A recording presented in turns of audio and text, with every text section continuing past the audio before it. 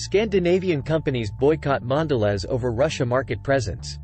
Exciting news from Scandinavia. They're declared a boycott of Mondelez Corporation due to work in Russia.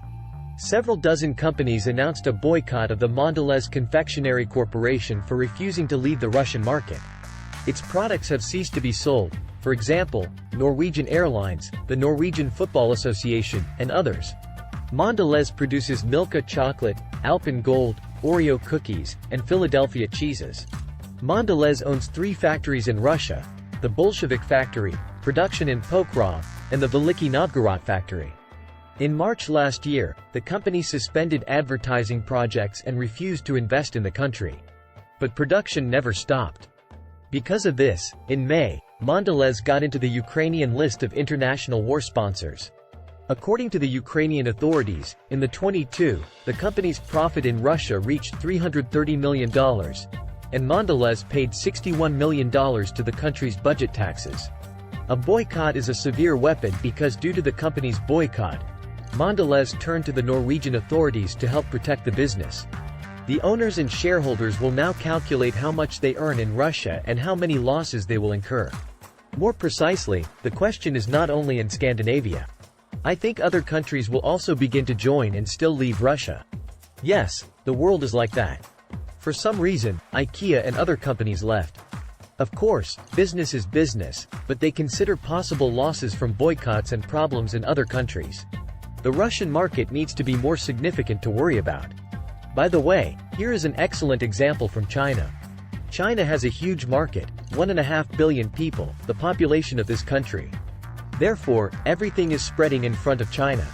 It is a vast market, and it is impossible to imagine that, for example, the manufacturer of chocolates, Nike, or some car manufacturer, were ordered to leave China. Do not sell anything to the Chinese because the Chinese are doing something wrong. Declare as much as you like, and compare the Norwegian, European, and Chinese markets. Of course, for everything. The sins of China will look the other way. Money is money. Nothing personal, no politics, so, unfortunately, the world will arrange it. So, we move on to the following news. NATO's signal to Kyiv, membership prospects for Ukraine revealed. Another signal for Kyiv came from NATO Secretary-General Jens Stoltenberg. He said that Ukraine could become a member of the alliance only after the victory. What counts as a victory in the current circumstances is still being determined. The departure of Russian troops beyond the borders of the 91st year, or, say, the conclusion of a truce and the freezing of the conflict. Stoltenberg's terms become even more abstract. However, already in the following speech, he put it differently, promising that at the next NATO summit in July in Vilnius, he would give a clear signal that, in the future, they see Ukraine as part of the alliance.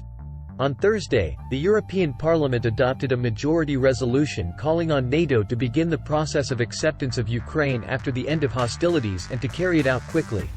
Europe also hopes that negotiations on Ukraine's accession to the EU will begin this year. And now, let's find out the less severe news, but no less attractive.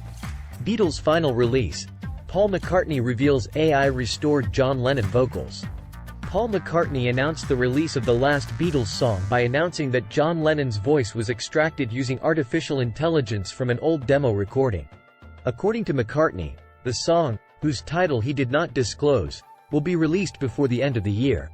According to the BBC, we are talking about the composition 1978, Now and Then. This news has absorbed the maximum of symbolism. On the one hand, the era of the great rock and rollers is finally leaving. On the other hand, the frightening age of artificial intelligence is approaching. Even here, in this video, he was used. In the name, Now and Then. One can read the eternal nostalgia for the golden era and fear of the steely present. It makes real what yesterday was considered simply impossible. That's Market Watchtower News. And that's all for today. Remember to like this video, subscribe to our channel, and hit the bell icon to receive notifications whenever we release new videos. Stay informed, stay ahead. Thank you for watching, and we'll see you next time.